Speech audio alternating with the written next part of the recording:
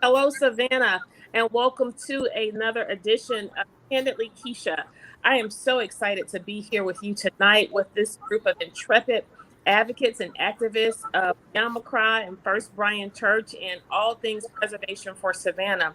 Without further ado, I want each of them to introduce themselves to you, and then I'll come back and we'll start with Miss Georgia Benton. Hi, I'm Georgia Laray Benton. I am a member of First Brian Baptist Church, raised up in Yamacraw Village, raised up in the Yamacraw community. I'm also executive director of the Andrew Bryant Community Development Corps and the Savannah Yamacraw Association, Inc. Thank you so much. And Mr. Max. Hi, my name is Anthony Maxwell. I am also a member of First Brian Baptist Church. I currently live in New York, but I'm also one of the members of the Yamacraw Restoration Project.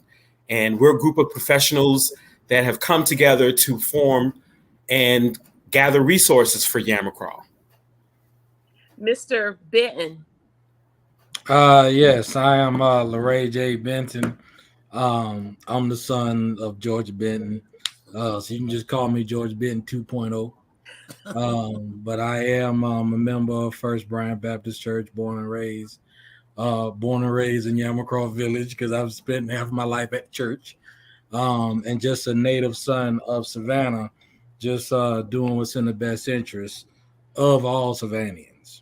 And you currently reside in D.C. Yeah, I do currently reside in Washington, D.C., up here with the politics and the movers and shakers, especially the federal government. So, yes.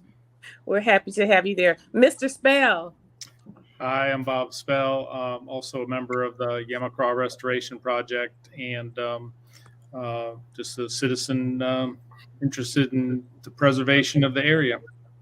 Listen, I am so excited to have each of you in your respective places join us tonight.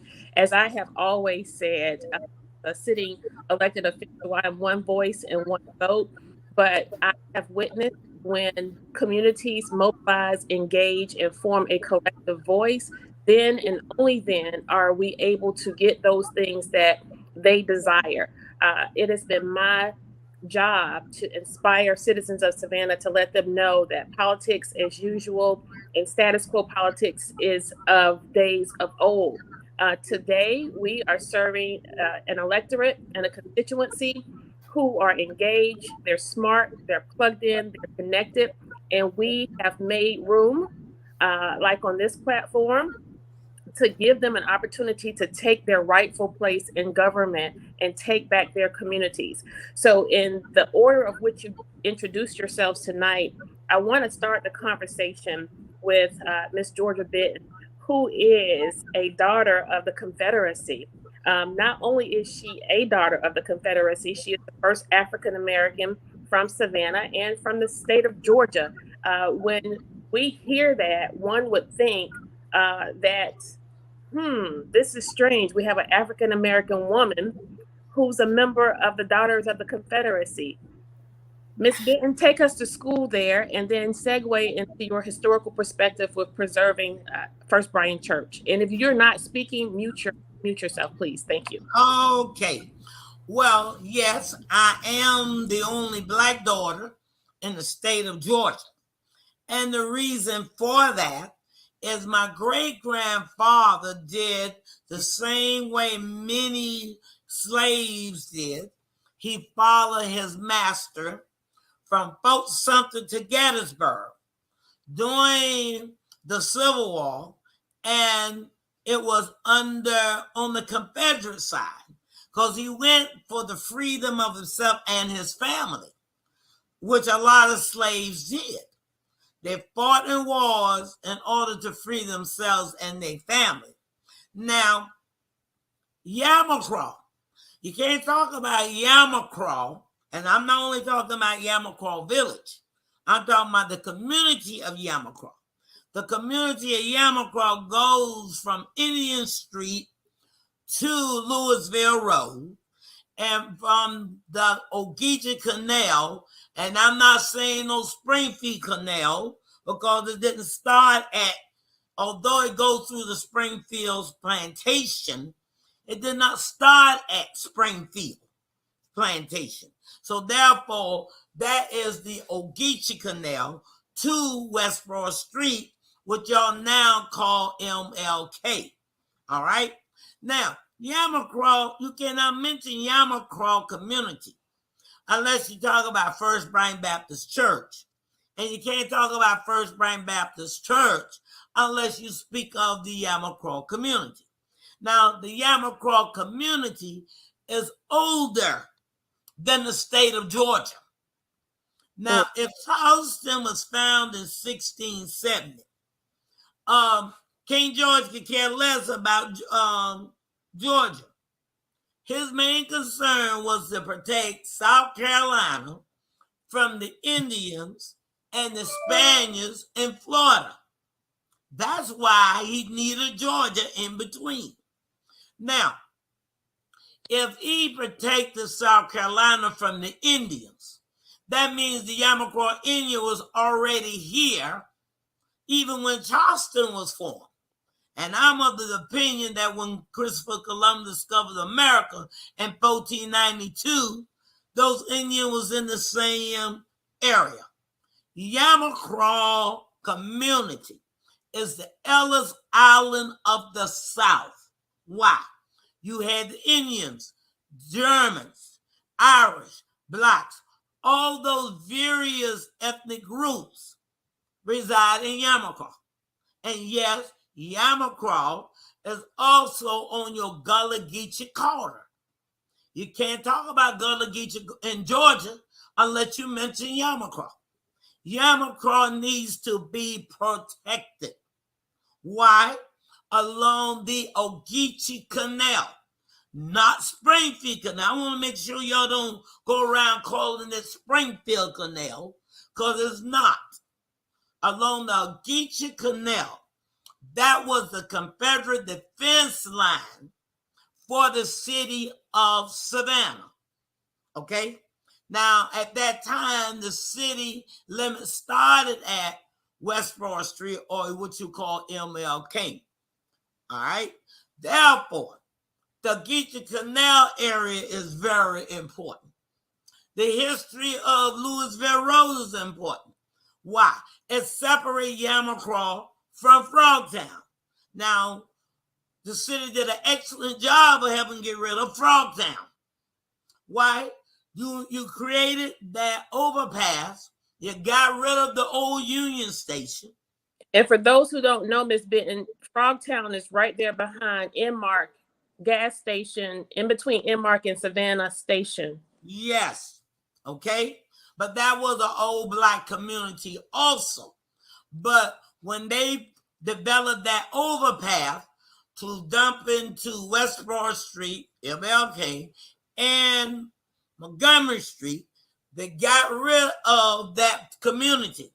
And they destroyed a lot of historic businesses along MLK.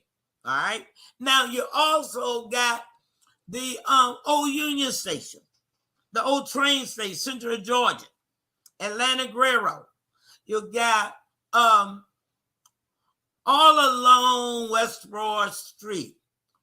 In order to be in downtown Savannah, you have to cross it. And one thing that really got me upset was when I looked at my First Bryan Church tax assessors list, it had the neighborhood downtown Savannah. Yamacraw was never downtown Savannah. So how it came up with that name, I do not know, but I'm working now on a petition to get it changed back. Because we cannot continue to let newbies come in and destroy our history, the history of Savannah. And like First Bryan also, Andrew Bryan, which was our first pastor, right there where the post office is, the parking lot, that was lot 12 on Mill Street in 1790. That was purchased by Andrew Bryan. You also got ILA 1414 started in Yamacraw. You got St. Philip AME, the oldest AME church in the state of Georgia, started in Yamacraw. That's right where Embassy Suite is, that location. In other words, when urban renewal came through Yamacraw back in the day, they got rid of 15 churches. Now you can imagine how many people there had to be to get rid of 15 churches. And all of them was not small. You had church, Old St. Philip, we call it Old St. Philip. AME, that church was just as large as First Bryant. Now, if First Bryant was built to hold 1,000, that held almost 1,000 also. Right. Okay. Yeah. And mama, let me segue in here. In addition to just like Yamacraw, like we're born and raised in Yamacraw, like we do have an affinity of what happens and what goes on, but at the same time, we've lived in Savannah all our lives, so we saw what happened to Black Share Projects. We saw what happened to Garden Homes, right? We saw what happened. We saw what happened to the Fairwood. Fairwood, Hitch Village. Like we saw over time exactly what happened, and honestly, I'm thankful and just blessed to have the knowledge to understand development. To whereas when Earlene Davis got on and started talking about Yamacraw, like it was a different fight. You know what I mean? Because now you coming into my backyard, right? Yeah, but Yamacraw is the oldest public project in the state of Georgia. Yep. Go ahead, Keith. Say that again. Yamacraw is the oldest public project in the state of Georgia. Yeah. Okay. And Mr. Benton, you mentioned Earlene Davis. She is the director of the Housing Authority. And I'm going to get back to you after Mr. Maxwell, who will kind of talk about essentially why we here, how we got here. And that's where Mr. Benton kind of stepped up to the plate with the efforts of collective efforts of you all. And you essentially said, you're not going to wait for a politician. You're not going to wait for a majority vote to save this property. You have paid for legal advice. You've paid for legal support, and you are currently being carried through the system on your own dime to preserve this land. But Mr. Maxwell, help us understand how we got here. And what are some of the things you have done in this work to help with these efforts? Well, to be very honest with you, I think it was, to be very clear, it was actually the Bentons who jumped on this, and was able to actually go through the paperwork and really foresee that there were a lot of things that the city of Savannah did not do and was already planning to acquire Yamacraw Village long before they made it public. I think what the Bentons did was they held them to task about the things that they needed to do and they were supposed to have done. So I came on board and I was just like, I'm seeing so many resources being left out of Yamacraw. And I just thought, well, you know what? Let me do a little bit of research on this. So I went back to 2012, and I'm just seeing all this information about Yamacraw and about the HAS program and about the $70 million that came to the city of Savannah to refurbish different communities, housing projects. Yamacraw Village was on that list to receive at least what I could count, and I might be wrong on this number, but I could count $15 million that Yamacraw Village was supposed to receive, and all of a sudden, it just disappeared. It never received just it. Like that insurance money from where that house got burned up Next to First Bryant. next to church about 5 or 6 years ago. Keep on talking. Still abandoned, still looking the way that it looked 5 years ago? What happened to that money? And so I'm just a regular person. I don't really consider myself to be as smart as some people. You know, the Bentons are very well read, but I literally got online and I said, something is not right, because each year that I would come home and spend several months in Savannah, I would say, why is Yamacraw looking so bad? It cannot be the people. People kept blaming it on the people. I said, this cannot be. These people cannot be doing this kind of damage to this property.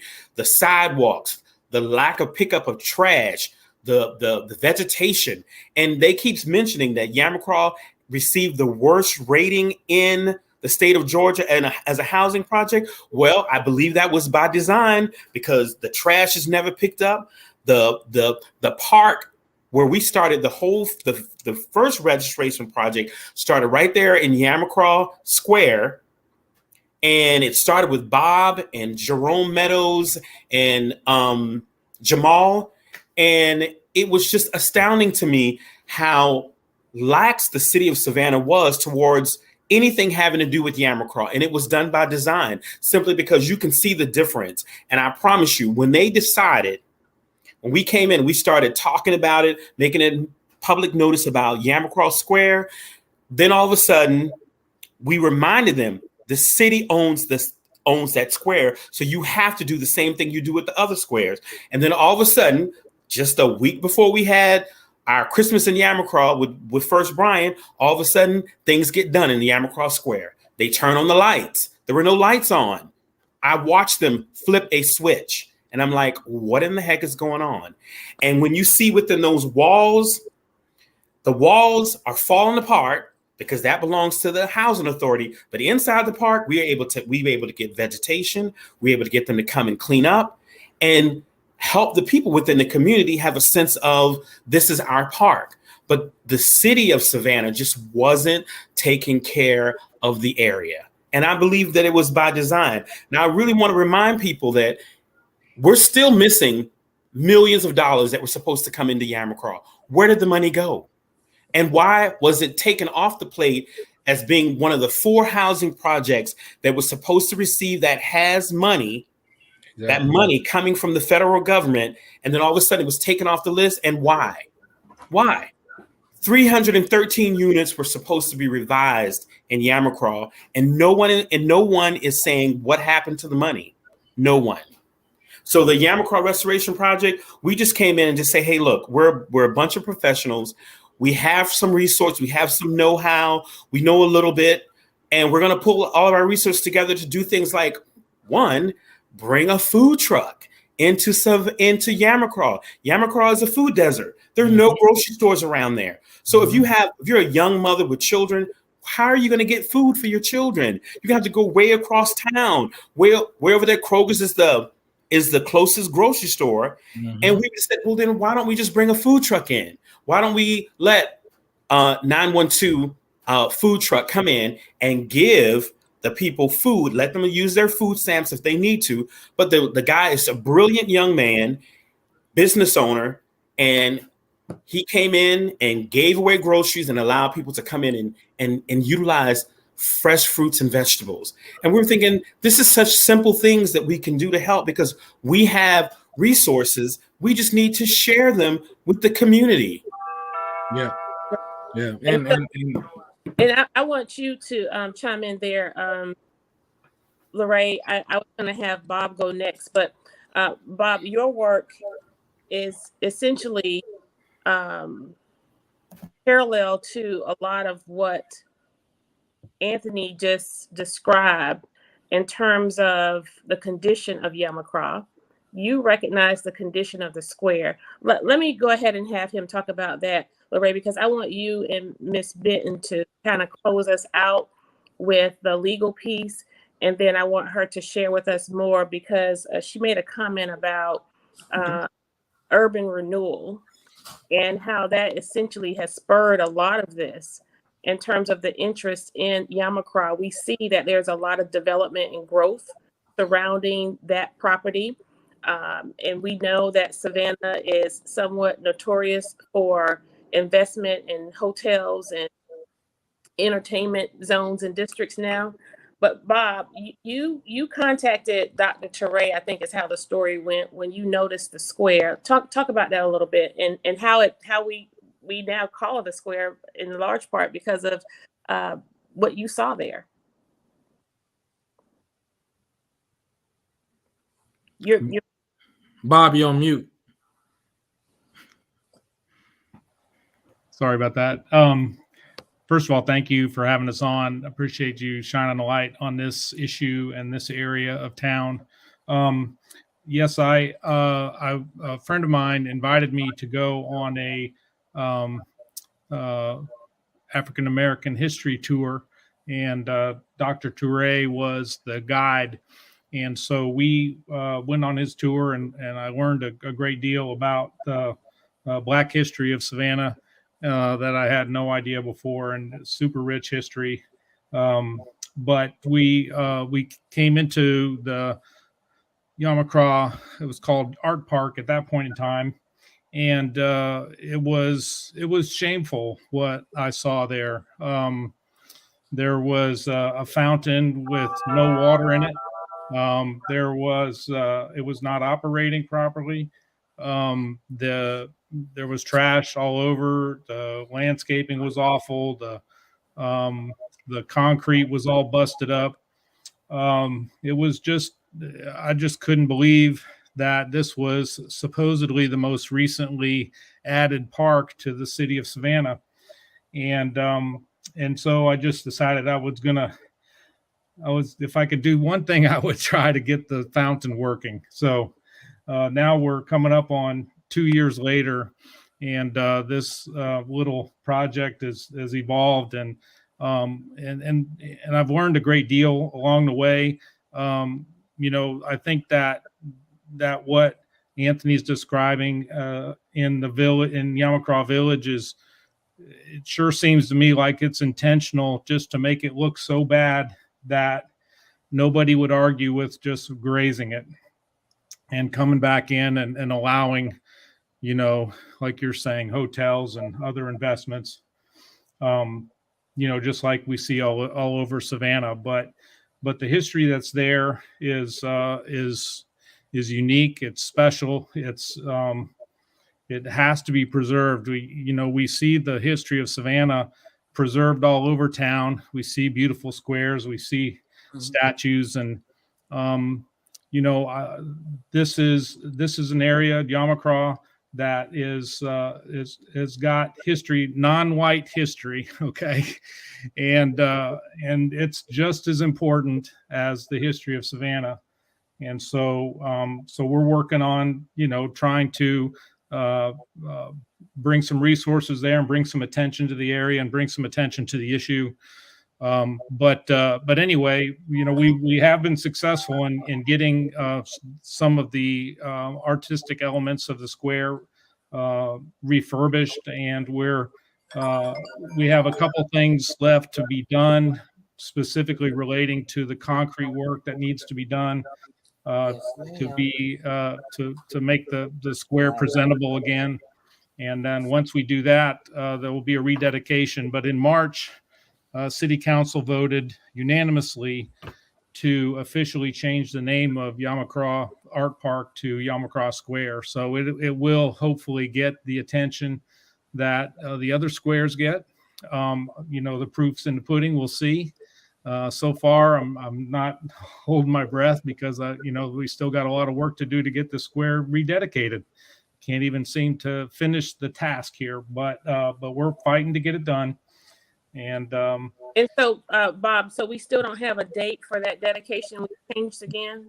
No, we don't, because we can't schedule it until the concrete work is done. With it's that has to get finished first, and then we're ready to schedule it. But it was supposed to be in June, and then it was going to be in July, and now here we are, September, and we're still trying to get it done. So the holdup is this concrete work that has been just a challenge. I don't understand why, but we can't seem to get it right. And we're meeting again someday this week to try to see if we can come up with a a better plan, but or a plan to get it to what it needs to be, to to make it presentable. But we're not there yet.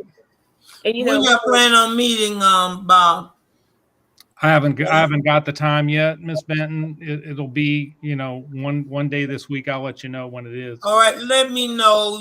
As an old concrete contractor, I may be able to look at it and tell y'all what you need to do.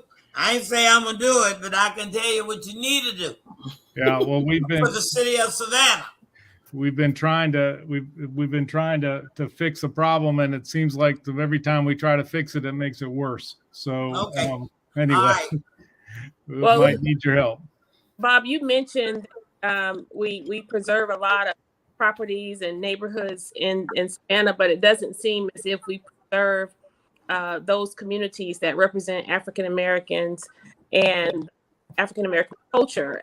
I think about the Weeping Time, and it was my intent to have a collective voice of Yamacraw advocates in Weeping Time, but that would have been far too great because the dynamics associated with preserving both lands and property is some of the elements in terms of why these properties are being desecrated or attempt to desecrate them. There is commonality, and that commonality, Mr. Benton, rest in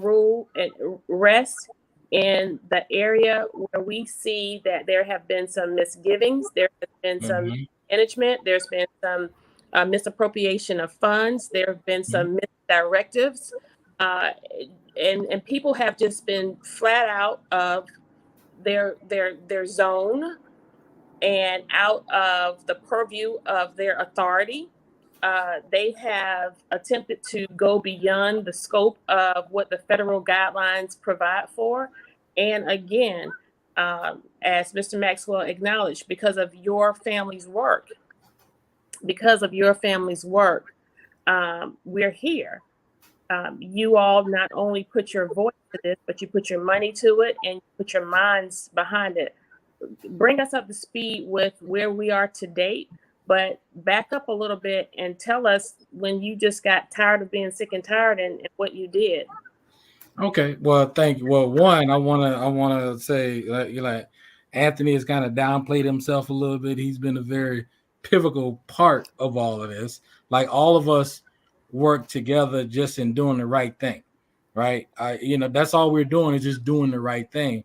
Not collectively, our effort, our aim is aimed towards the preservation of Yamacraw. But Anthony and Bob, like they've been paramount on getting us where we are today. And as we, reaching back, like I said before, like over the years, we notice what has happened to our predominantly Black communities, right, over time, right? Others may call them projects or they may call them low-income housing, but to us, those were our communities, right? Because I grew up going to the Frank Callan Boys and Girls Club, so I was always in his village and playing with some of my friends, Fairwood and everything else. So again, those are our communities.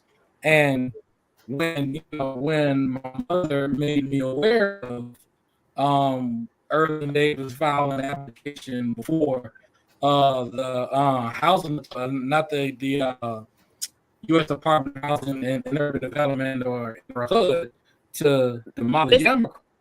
You're skipping some. I want you to work on that because what you have to say is very important. And while you work on that, Miss Benton, I want you to start talking about some of the efforts of your church with Pastor Pittman. And I met some amazing women there who were born in Yamacraw, baptized in First Brian. They're in their 70s now, almost 80. You got some in there 90 years old. Yes, and Mr. Benton, what you may have to do is check your Wi-Fi or go to another area of your home because your visibility is distorted a little bit now as well. Go ahead, Ms. Benton, and then we're going to let your son close us out. And then ultimately, I want you all to be thinking about this. I never want to present a problem without a solution, right? We have had individuals with the Leaping Time mobilize, engage, and they have taken their rightful place in this community, this work with their collective voice, and they made some appeals, they made some asks, and that's what I want you to leave us with here tonight. What is it that you want the community of Savannah at large to know, but most of all, what you want us to do? I know what you want. Okay, first of all, why would you spend $2 million to tear down the 516 extension that dumped into Montgomery Street so it can end into West Broad Street or MLK when you already got an exit? Why can't you take that money and help clean up Yamacraw?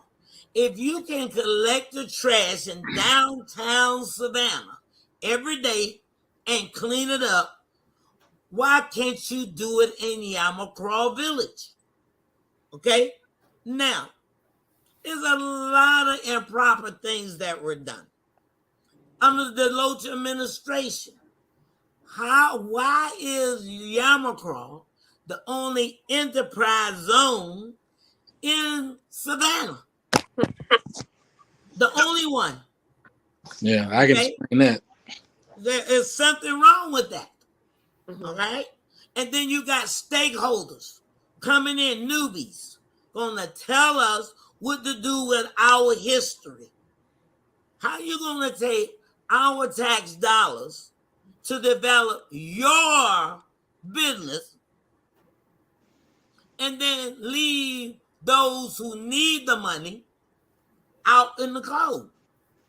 Now, what I would like to see done is, one, the city of Savannah take some of that revenue they plan on tearing down 516 with and come in and help clean up the entire Yamacraw Village.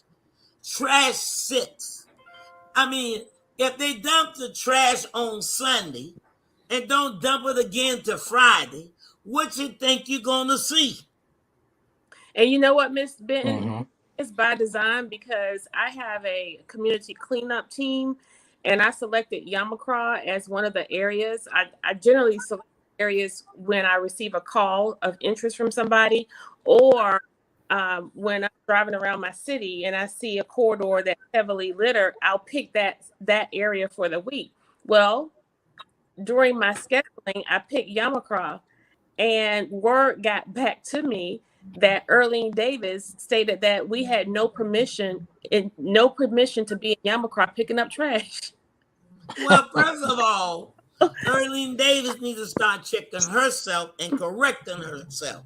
Because when I saw in the minutes, the president that's over your executive board asked to be excused from meetings discussing Yamacraw because he may be interested in some of the land down there. I'm like, they've already discussed Yamacraw. You already know what's going on. All of a sudden, you want to be excluded from meetings. Yes, I did send petition to, I think it was to Chicago, requesting that they do not tear down Yamacraw Village.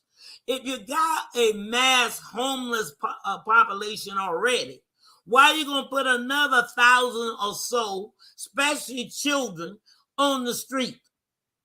Although most of the units in Yamacraw are multifamily, it's a multifamily size houses. Okay?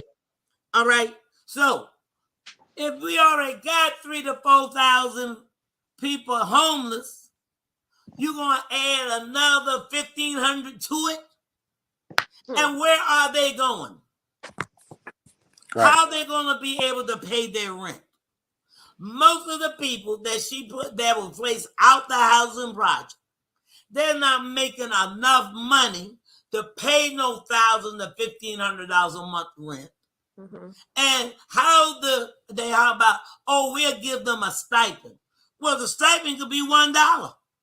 And there's no place accepting the Section 8 vouchers. People have been on the Section 8 list for 10 to 15 years. And for those who have vouchers in their hand, they still cannot use the vouchers. Now, Mr. Exactly. You mentioned something that Miss Benton picked up on. Miss Benton, you said that a lot of this happened under the Deloach administration. Yeah. Deloach was a Caucasian mayor. We now have an African American mayor with not a majority African American council, but a super African American majority council. And Mr. Spell, while I acknowledge that there are not enough African American communities and native lands being preserved, how that these decisions are being made on the watch of a majority African American council, and you as a white man, you're standing in the gap. And this just goes to show our Savannah that it doesn't have much to do about race. When you have these issues happening at the hands of Black people, it's elitism, it's classism, and it's just flat out greed. And there is an intent of individuals working overtime and double time to erase the history of the culture of Savannah. And so, Mr. Benton, I wanted you to take a step out and come back in, because what you were saying is very important, and I want people to really hear what you have to say. And then when you lay all of that out, Mr. Maxwell, I want you to also chime back in and talk about how you've reached out for help to Senator Warnock. Mr. Benton. Yeah. And so, like, as my mama pretty much stated, like, we had to take the fight to them, right? And the one thing I know about development, because I'm a real estate developer myself, up here in the Washington, D.C. market, one thing I know is that he who controls the land actually controls the project and controls the pocket, right? And so also, as a former federal government employee, and actually investigator, I knew that there were certain federal laws that everybody had to follow, but in particular, certain federal laws in regards to housing projects that Earlene Davis and the city of Savannah, and I say the city of Savannah because the Housing Authority of Savannah is not an independent entity. It's not. A lot of that is being said a lot in the media and in the news. It is not, right? The Housing Authority of Savannah was established under the city of Savannah. So all of our tax dollars that we pay in Savannah support the Housing Authority, and everything that the Housing Authority is doing should have been disclosed to the public.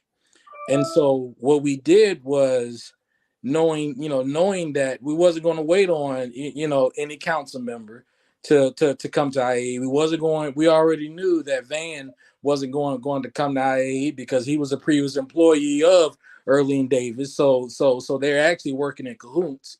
And so the one thing we knew that they could not sidestep is what federal law stated, right? And that's when we went, and that's why I went into the Code of Federal Regulations, all right, chapter 38, and went into section 970-9, and I laid out to my mom and the church that, no, this is the federal regulations that the Housing Authority and any other public housing entity had to go through to actually, before they could demolish Yamacraw or any of the other ones. And one thing in particular is that before they could demolish Yamacraw Village, they first had to offer the sale of those units to the residents themselves, and they didn't do that, right? They also are supposed to offer the actual sale of all of Yamacraw to the nonprofit entities that are working and established in that community, which is only First Bryant Baptist Church, the Andrew Bryant CDC, and the Savannah Yamacraw Association. These are the only entities that actually have first option and first right of refusal according to federal law, right? And so that's what Earlene Davis and everyone else who has special interest in Yamacraw, they're not telling the general public because they didn't count on us knowing the law. They didn't count on us doing our research, right? And so that was the crux of me actually filing the initial appeal, right? To actually appeal the purported initial decision, right, of the housing authority to demolish Yamacraw. And that's when we started, prior to me even filing it in court, we made our appeals to the housing, to HUD, saying that no, we oppose this as the members that are working in this community. And so once we filed the appeal, what we had to do was force them, right? We had to force the city and Erling Davis to follow the federal law, right? And so what I did was, once we filed that appeal, right? The appeal, you could only appeal the action that was previously taken, but that did not take away our legal causes of action in state court. And so therefore, I also followed up, and I actually filed a notice of intent to sue.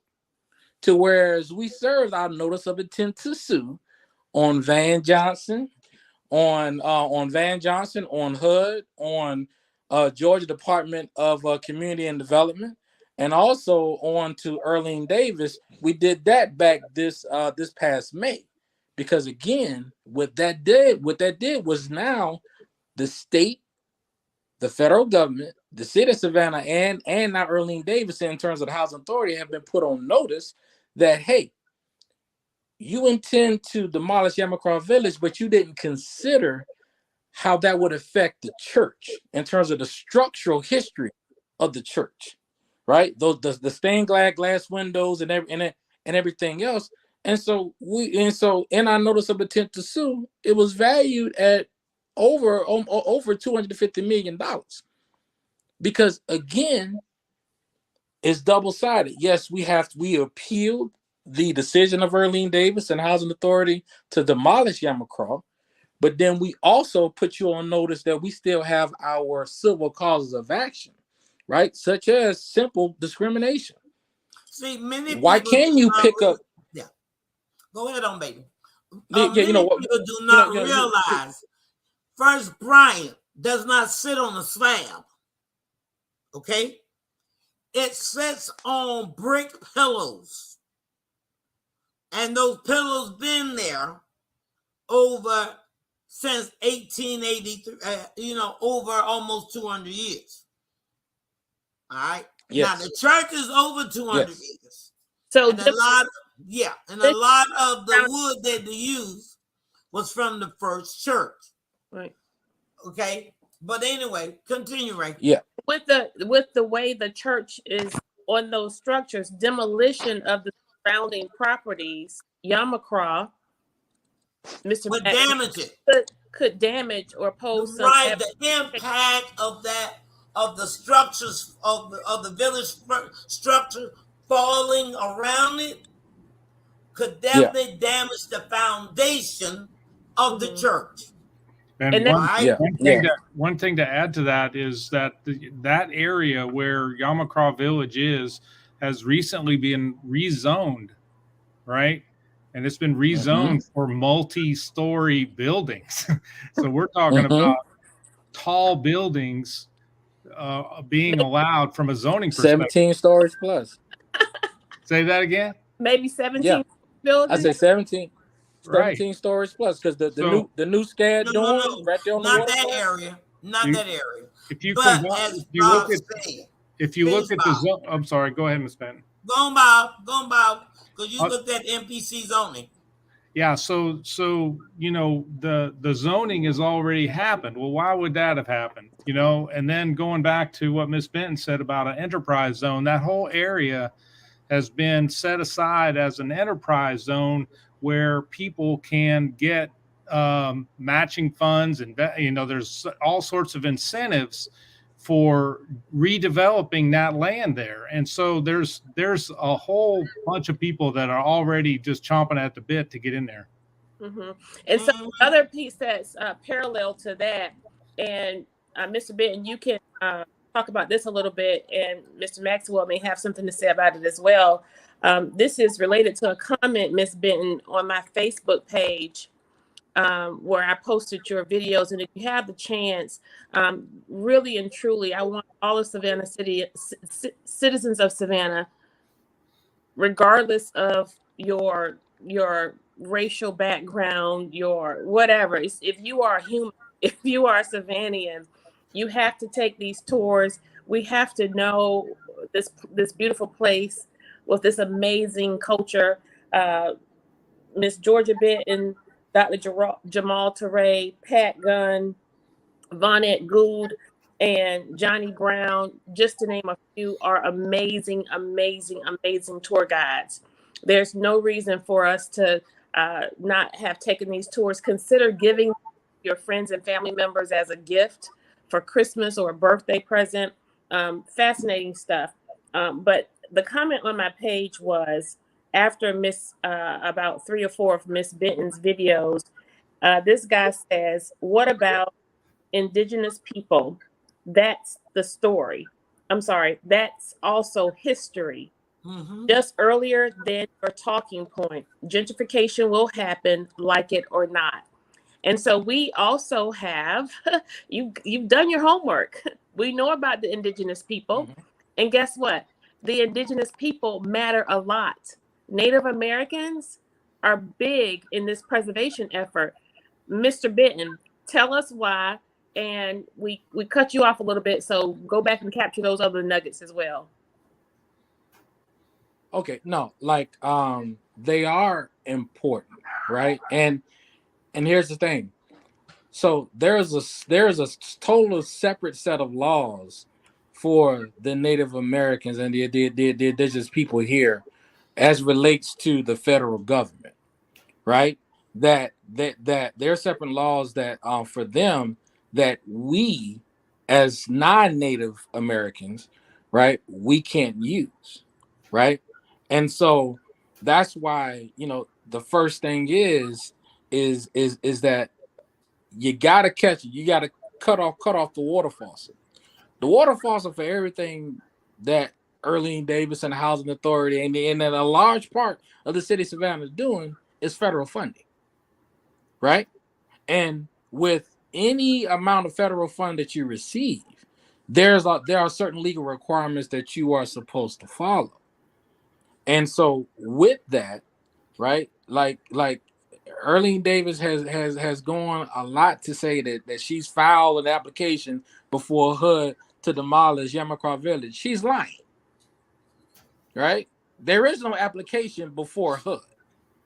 I confirmed that with HUD directly at our city council meeing. It's recorded. She's lying. So she committed perjury before the council. Right? Can I also mention something too? And that was actually confirmed because I actually filed a Freedom of Information Act request to HUD, right? And I spoke directly with the director of the Special Application Center up in Chicago, Ms. Hornstein, Ms. Jane Hornstein, about this, right? So there is no application before HUD, right? Secondly, right? I also want in terms of the status of the legal proceedings, right? So as I noted, we made our appeal, right? Because we had to file the appeal to slow them down in their tracks, right? And so knowingly, right, the original appeal has been dismissed by the Superior Court because we allowed it to be dismissed, because right now our job was done from that standpoint. Because now once we brought HUD up to speed, and in particular we told HUD, right, that under federal law, in particular the Historic Preservations Act of 1966, any building of historical value that any federal action could actually affect had to be assessed, right? That goes into the 106 process, right? And so now what HUD has done, HUD has now required the state of Georgia and the city of Savannah to do that historical assessment on not only just First Bryant Baptist Church, but Yamacraw Village as a whole, right? And so early in Davis and City of Savannah, they can't do nothing until that assessment is complete, right? But again, Oh God, Ray, where are you? He went out. But Okay, so he go comes ahead back. on Anthony, because you know a lot about that. I was just going to say that. So what we're talking about, if people don't understand, it's called a section 106 review. This was something that we asked several city officials with the metropolitan planning community about almost 2 years ago. No one knew anything. So now that the Bentons bought it in court and say, well, no, you have to take into account all of the historical buildings and the history of Yamacraw. You just can't come in and demolish and rebuild and put 17-story buildings in, because it's a historical area. You would not be allowed to do that anywhere else in downtown Savannah. People would just not stand for it. But why are they allowing it to happen here? It's because it's mostly where Black people are, and it's Black history. So we came back and we said, where's the 106 review? So now they have to, by federal law, come in and assess the entire area for all the historical, not just Black people, like Ms. Benton was saying, the Jewish community, the Irish community, all of the Germans, and the Indians, the Native Americans. They have to take in all this before they do any demolition or redevelopment. And Well, to finish, I think they knew it, Anthony, but they got by with so many other housing projects, but they did not realize that somebody was I was going to take it on. Right. Because they absolutely knew it. They knew it. Because the history of Yamacraw is, I'm talking about the entire community of Yamacraw, is too important to the history of the state of Georgia and American history. Yeah. Right. Okay. All right. Yeah. Now, you asked teacher also what I'd like for y'all to do. I was told, or I heard, they're trying to get rid of Tommy Chichi's statue in Atlanta. How about bringing it to Savannah and put it in the Yamacraw Square? All right, bring that here. But in the meantime, we got to preserve what we have. Now, I don't know the hidden agenda, because it got to be a hidden agenda that you want to tear down the oldest housing project in Georgia. You don't want to keep it up. You don't want to clean it up. You don't want to cut the hedges. You don't want to cut the grass. You're bowling it up, and however to make it look bad, instead of taking the multi-million dollars, you're throwing all over every place else to make it presentable. Straighten it out so the poor people can have some place to stay. They got to have some place to stay. Yeah. Because with the rent market in Savannah, where are they going to get $1,500 a month for rent? Right. And all of that, honestly, just be honest with we the people. Just be honest. Like just be honest and follow the written law. Right? And that's the thing. Like, you only break the law when you get caught. Right? When you get caught. And honestly, we had to force them and put them in a position to follow the law. Now they don't have any other choice. Mm-hmm. Because the federal government is going to protect their back before they support you on anything. Mm-hmm. And so that's why we had to force those federal requirements, right? And so now, I always tell folks, like, I like playing chess. I play chess, not checkers. And so when certain things are done, they're done strategically, and we've done our research. You know, we know what the city of Savannah is supposed to be doing. We know what the state of Georgia is supposed to be doing. We know what all the historical societies and everything else within Savannah are supposed to be doing. But what they were trying to do was hide the historical significance of not only First Bryan but Yamacraw Village as a whole, and in hiding that historical significance, right? You can sell to the public, oh, it's an eyesore. You can sell to the public, oh, the buildings are dilapidated and falling down. You can sell that to the public, right? For those that one are uneducated about what's really going on, right? Or two, for those to actually support those who actually already have special interest in Yamacraw, right? Because I'm going to tell you, that like they've already she already has a selected developer for Yamacraw, which again is illegal because the city of Savannah yourself, you can't do nothing without Yamacraw without first offering it to First Bryan Baptist Church, the First Bryan, the Andrew Bryant CDC, and the Savannah Yamacraw Association. You can't. That's federal law. So you can plan all you want, right?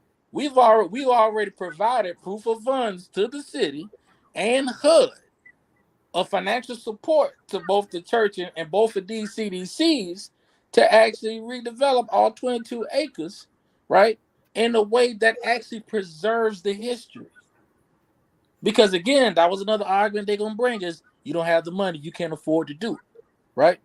No. We've already taken that question off the table, but again, that they're not telling that to the public, and that's fine. Because right now they got to go through and do their historical assessment, right? After that assessment, they have to publicly publish and present those assessments to the public, right? And it's best that is done within the hands of the Metropolitan Planning Commission, right, to actually present those results, and not Earlene Davis, because she don't know what she's talking about. I just wanted to point out. I wanted to point out that, and I know this, and I have receipts to back this up. I asked this question almost 2 years ago to several people in the Metropolitan Planning Committee: if you're saying that this is going to happen, why are you putting all of this on Earlene Davis? Earlene Davis should not be speaking for the city of Savannah. Earlene Davis definitely should not be speaking for Black people. She's one person. And everyone kept turning me back to her and said, oh, we'll talk to Earlene. No, why are we talking to her? Now, let me say something, too, that I thought was very, very strange. I'm not a numbers person, but the math just didn't add up. And I'm like, okay, I know a little bit of math. When she stated that it was going to cost $40 million to rebuild Yamacraw back up, those numbers don't match. You know why they don't match? You divide 40 into 313, that comes out to be what? Almost $130,000 per unit. That doesn't even make any sense. You didn't tell me it's going to cost 130 of rebuilding a whole entire house in Savannah to fix each one of those units. It doesn't make sense. That's in the paper that she said that. And I'm like, those numbers don't make sense. So how are you saying this? It's just not logical. And it's because they do these things because they know people aren't really paying attention. And you know what, Anthony? To your point, guess what? When she actually presented, thought she was going to present her application to HUD, you have to actually submit an actual appraisal for the value, right? And you have to actually put a value of what the low income value is, right? So you got to put what the low value is and what the after developed value is, right? And so the value in which they have been communicating to HUD for the entire Yamacraw Village is right around 5 to 7 million, if that. Wow. So And we and that's the game that they play, especially when you're dealing with federal regulators, right? You want to you want to present low, right? Get it for a lower price, but then sell high. Right. Now, anybody that's, if you look at, you can go on the Cities of Savannah records and you can see the parcels of land in Yamacraw, what the land, not the buildings on it, is worth. The land. And I promise you, what you're going to see is you're going to see anywhere between $1 to $2 million for those parcels. Average for each 22.5 acres is average at about $2.3 million per acre. Per acre. We're talking about Yamacraw Village. Per acre. That's why, and it's waterfront property. Okay. That's why they want, let me see, I'm going to say this and I mean this with all my heart. That's why they want Black people out of that area. Let's just call a spade and call it what it is. They want them out. It's the only waterfront property left. It's the only one left with direct access to the Savannah River. So now we are starting to see some trends and some patterns with the Weeping Time property, right? Mm-hmm. It's the same. Individuals are not creative with their methods and with their practices. They employ the same actions when it comes to taking and stealing. That's flat out what this is. And we now know that Yamacraw has been hijacked essentially from the 1st district, and now it's in the 2nd district. And why is that? And so we see this continuation of the maneuvering, the manipulation, and these strategies that the powers that be think people are sleeping on. But we are so happy that you are now woke. A few points I want to make. I want to tell you all that when you are doing your open records request, Mr. Benton, Mr. Maxwell, and for those of you who are listening, just like they are maneuvering and playing games with these properties, they also do it with the emails in your open records request. Mm-hmm. Know that the mayor and the city manager utilize multiple email addresses. They don't just have one. So you want to make sure that when you are making the request, you make it from all of their email addresses. Okay. That's what the greater public of Savannah should know. Why is that needed? You tell me. But that's I want to point out something, because people are asking the question. I'm seeing some of the questions coming up, and people are asking, say, what can we do? You can reach out to your congressmen, your senators. Like I said before, I don't see myself as being this smart person, but I reached out to Senator Raphael Warnock almost every other day until they finally picked up the phone and say, okay, this person is really getting on my nerves. What is the problem? And I said, Yamacraw is the problem. Caton Holmes is the problem.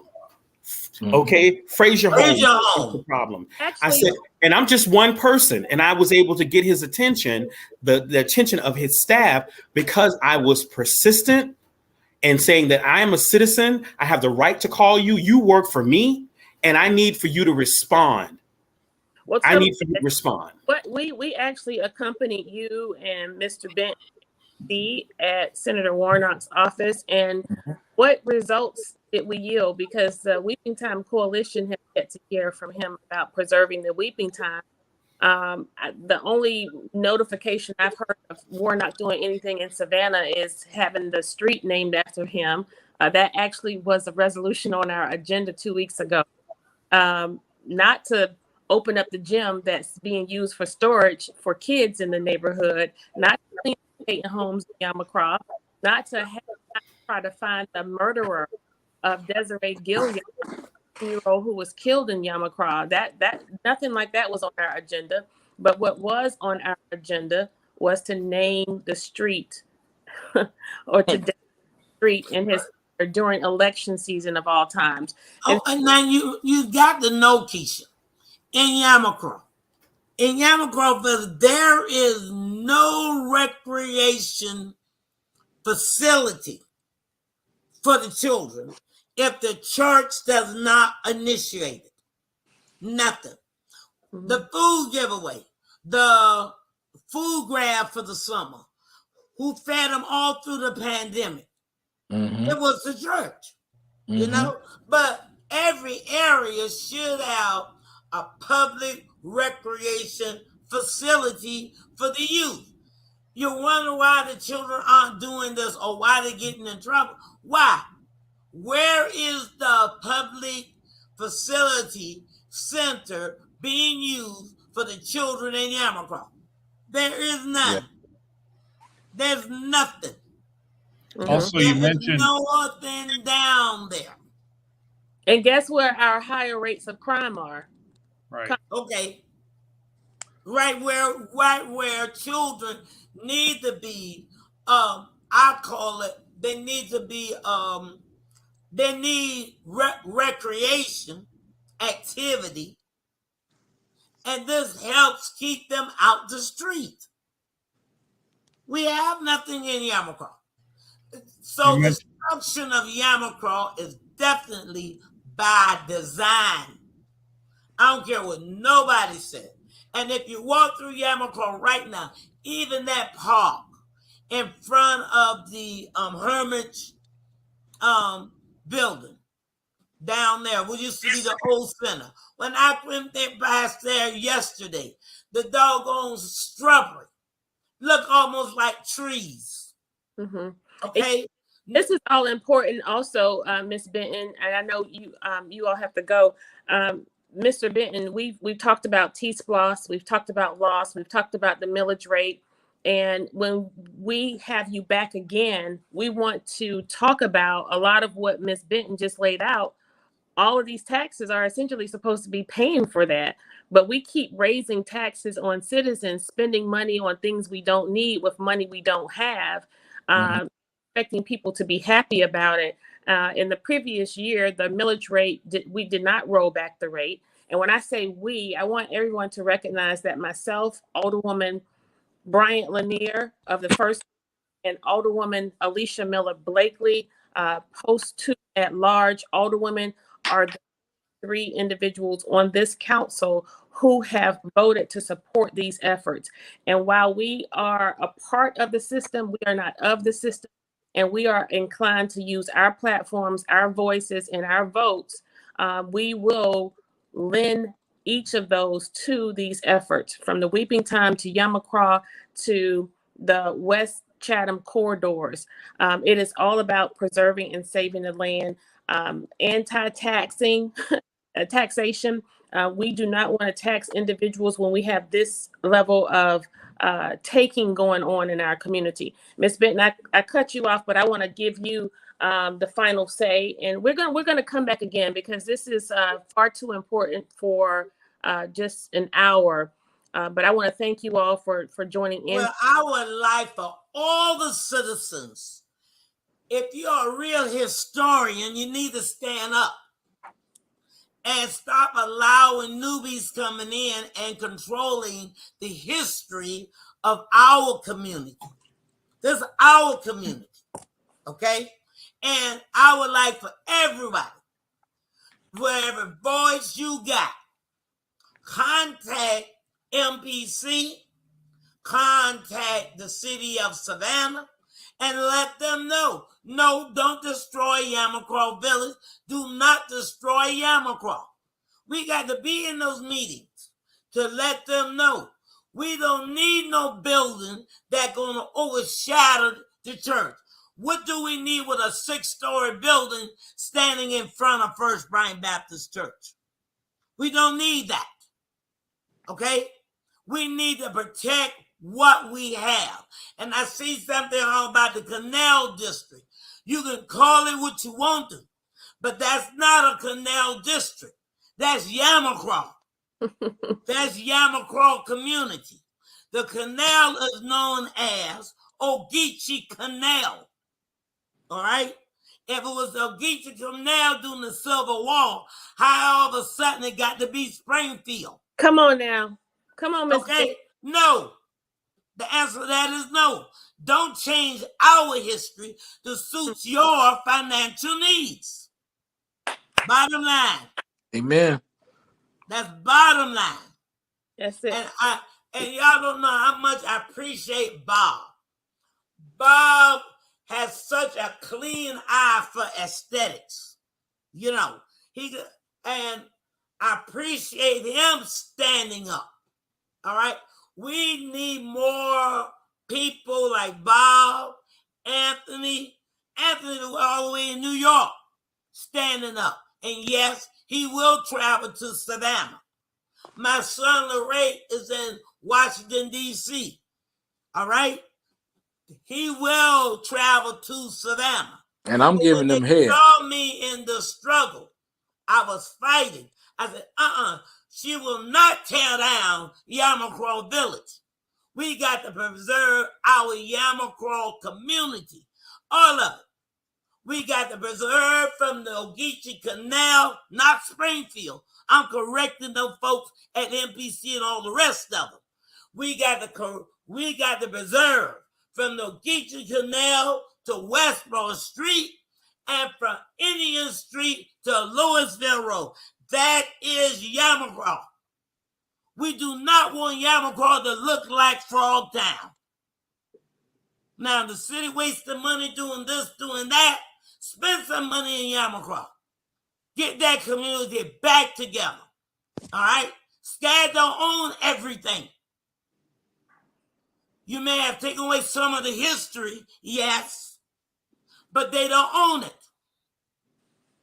That history belongs to the people of Georgia, not just one group of people.